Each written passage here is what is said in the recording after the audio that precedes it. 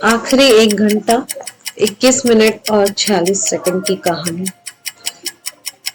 एक AI engineer, एक पिता, एक भाई और एक बेटे की कहानी, या फिर बोलिए एक सभ्य समाज का व्यक्ति, या फिर एक प्रताड़ित पति और सिस्टम से हारे हुए आदमी की कहानी। ये कहानी है 34 साल के अतुल सुभाष की, जिसे अपनी जान ले ली।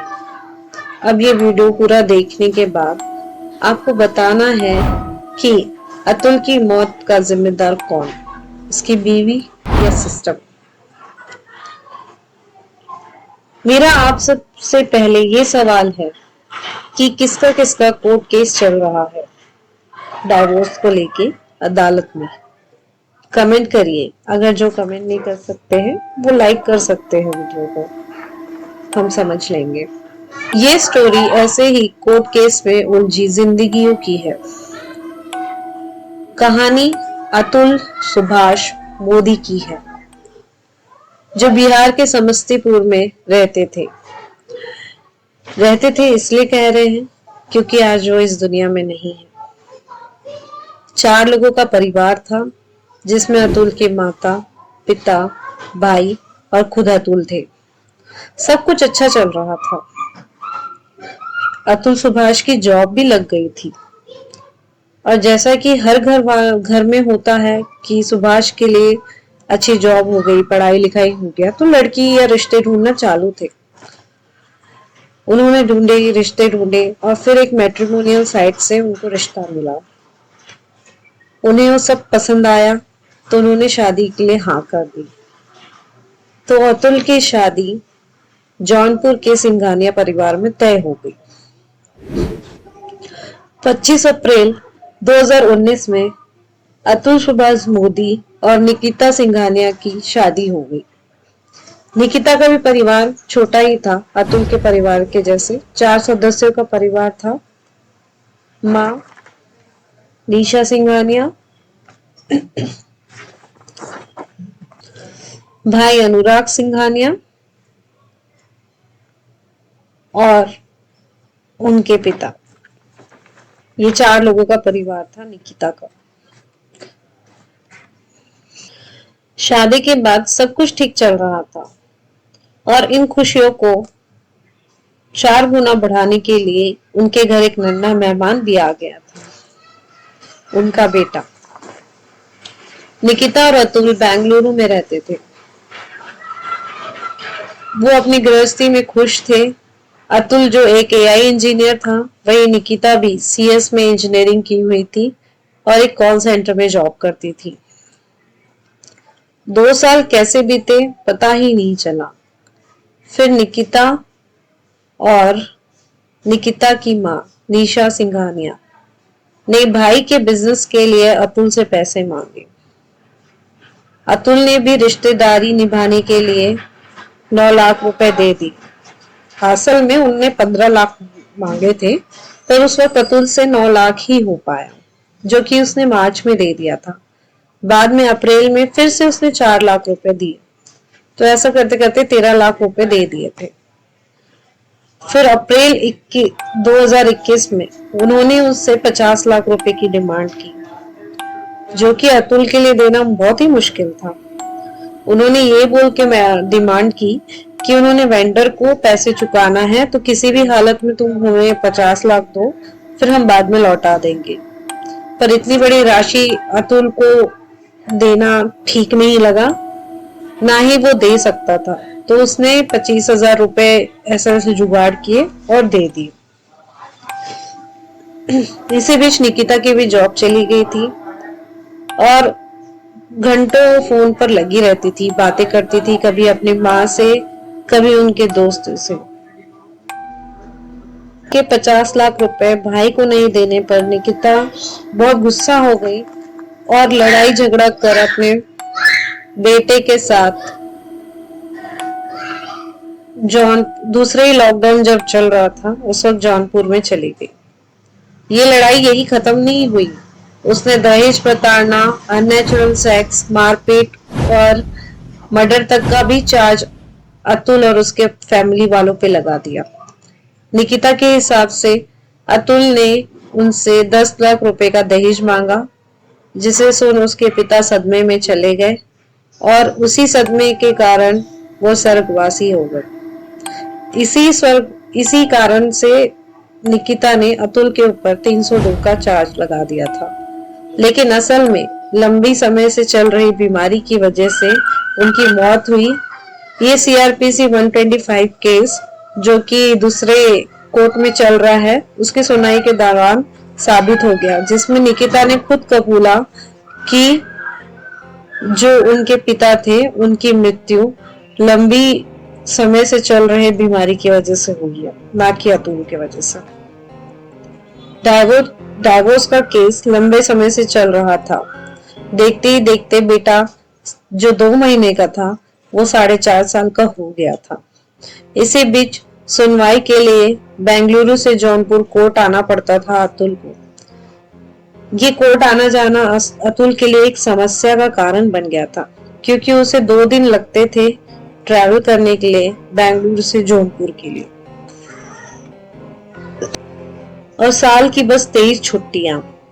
और आप भी जानते हैं कि प्राइवेट सेक्टर में छुट्टी मिलना कितना मुश्किल होता है। बार बार सुनवाई के लिए अतुल को बेंगलुरु जाना पड़ता था और कोर्ट का पेशकर जो कि माधव था, किसी न किसी बहाने अतुल से रिश्वत लेता था, अथवा उसका ये भी इल्जाम है जो फैमिली कोर्ट जज थी रीता कौशिक पे कि वो भी भ्रष्टाचारी है, वो ये सब में शामिल थी, क्योंकि सब कुछ रहने पर मतलब सब जमा है, मतलब निकिता भी है, उनके लॉयर है, ये किसी न किसी कारण की वजह से कोर्ट की सुनवाई टल जाती थी या जिस डेट पे है वो डेट से अलग होती थी। इस वजह से अतुल को बहुत परेशानी होती थी, क्योंकि पैसा भी खर्च हुआ, वहां गए भी इतने दूर ट्रैवल करके, छुट्टी भी ले ली अलग से, और वहां गए तो क्या हुआ, कुछ भी नहीं, कोर्ट में सुनवाई नहीं, अगली डेट आ गई। अगली डेट जब वो वापस हुआ फिर उसे नोटिस आता है कि अगली डेट इस दिन है, फिर 4 दिन बाद वो जौनपुर दौड़ रहा है। तो ये भागा दौड़ी में बेंगलुरु से जौनपुर और उसके बीच अतुल पीस रहा था। ये सब में खर्चे के साथ साथ उसे मेंटेनेंस का भी खर्चा उठाना पड़ रहा था। उसने कोर्ट के सामने अपनी बात रखी कि उससे मेंटेनेंस 80,000 का देना पड़ रहा है, साथ ही आने जाने का खर्चा, रुकने का खर्चा, साथ ही छुट्टी भी लेना पड़ रहा है। तो वो हैरास हो रहा है, उसके बुढ़े माँ बाप को भी दौड़ना पड़ रहा है उसके साथ साथ, क्योंकि केसेस कुछ उनके खिलाफ भी है, और वो उम्र दराज हो गए, जो ऐसा करना उनके लिए थोड़ा तकलीफदायक हो रहा है। अब इस पर जज रीता कौशिक ने कहा, ऐसा ही होता है, और तुम सेटलमेंट क्यों नहीं कर लेते अगर तुम इतने परेशान हो तो। अतुल ने कहा कि मैं सेटलमेंट करने को तैयार था, पर सेटलमेंट की राशि पहले इनने 50 लाख मांगी थी, अब उन्होंने वो राशि बढ़ाकर 3 करोड़ कर दी है। तो जज ने कहा कि तुम दे सकते हो, इसलिए उनने मांगा होगा। अतुल ने फिर भी समझाया कि इन्हीं सब कारणों की वजह से कई लोग सुसाइड कर लेते हैं। तो इस पर मिसेस सिंघानिया ने तंज कसते हुए कहा कि तुम सुसाइड क्यों कर रहे हो, तुम सुसाइड क्यों नहीं कर लेते। वही अगली सुनवाई हुई। अगली सुनवाई में अतुल की सास उसे मिलती है कोर्ट में, और वो उसे देखकर मुस्कुराती है और कहती है, तुम तो सुसाइड करने वाले थे, तुम अब तक यही खड़े हो। तो अतुल भी जवाब वापस देता है और कहता है, अगर मैं मर गया तो आप लोगों की पार्टियां खत्म हो जाएगी। आखिर में अतुल को ये समझ आ गया कि जब तक वो जिंदा रहेगा तब तक ये सिलसिला सुनवाई और मेंटेनेंस का चलता रहेगा।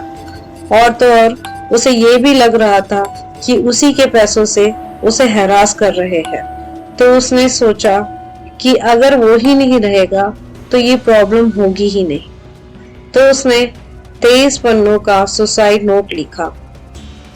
1 घंटा 29 मिनट और 46 सेकंड का एक वीडियो बनाया जिसमें उसने अपनी सारी परेशानी बताई। जरूरी काम खत्म करके उसने उसी के घर में फांसी लगा ली। उसने जाते जाते माफी मांगी अपने माँ बाप को। उसने कहा कि जिस उम्र में मुझे आप लोगों का सहारा बनना था, उस उम्र में मैं आपको जीवन भर का दर्द देते जा रहा हूँ। इसके साथ साथ उसने अपनी आखिरी 12 ख्वाहिशें रखी, जो कि इस प्रकार है। पहली ख्वाहिश, मेरे सभी केसेस की सुनवाई लाइव हो ताकि लोगों को मेरे केस के बारे में पता चले। मेरे सुसाइड नोट और वीडियो को सबूत माना जाए। तीसरी ख्वाहिश, मेरा केस जौनपुर से बेंगलुरु कोर्ट ट्रांसफर किया जाए ताकि जज रीता कौशिक वहां केस पर असर डाल ना सके। चौथी ख्वाहिश, बेटे की कस्टडी माँ बाप को दी जाए, क्योंकि अतुल के हिसाब से उसके माँ में संस्कार नहीं है। वो उसके बेटे को क्या ही सिखाएगी। इससे अच्छा उसका बेटा उसके माँ बाप के साथ रहेगा तो कुछ वैल्यू सीख पाएगा। पांचवी ख्वाहिश, मेरी पत्नी और उसके घर वालों को मेरी लाश के करीब भी मत आने दीजिएगा। उसे उसके पत्नी और उसके रिश्तेदार कोई भी उसके घर के आसपास नहीं चाहिए, मतलब उसकी लाश के आसपास नहीं चाहिए। छठवीं ख्वाहिश, जब तक सताने वालों को सजा नहीं मिल जाती, मेरी अस्थियों को ना बहाया जाए, और अगर अदालत मुझे इंसाफ ना दे पाए तो मेरी अस्थियों को उसी अदालत के बाहर किसी गटर में बहा दी जाए। सातवीं ख्वाहिश, मेरे गुनाहगारों को अधिकतम सजा दी जाए, हालांकि मुझे अपने लीगल सिस्टम पर भरोसा नहीं है। आठवीं ख्वाहिश, मेरे माँ बाप और भाई को झूठे आरोप में परेशान न किया जाए। नौवीं ख्वाहिश, मेरे गुनाहगारों से कोई समझौता, कोई बातचीत न की जाए, उन्हें सिर्फ सजा दी जाए।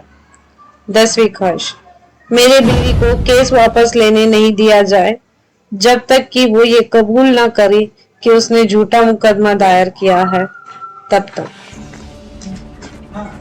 11वीं ख्वाहिश, मुझे पता है कि मेरी बीवी हमदर्दी पर पाने के लिए मेरे बेटे को लेकर कोर्ट जाएगी, जबकि पहले कभी वो इसलिए बेटे को कोर्ट नहीं लाई ताकि मैं उससे मिल ना सकूं।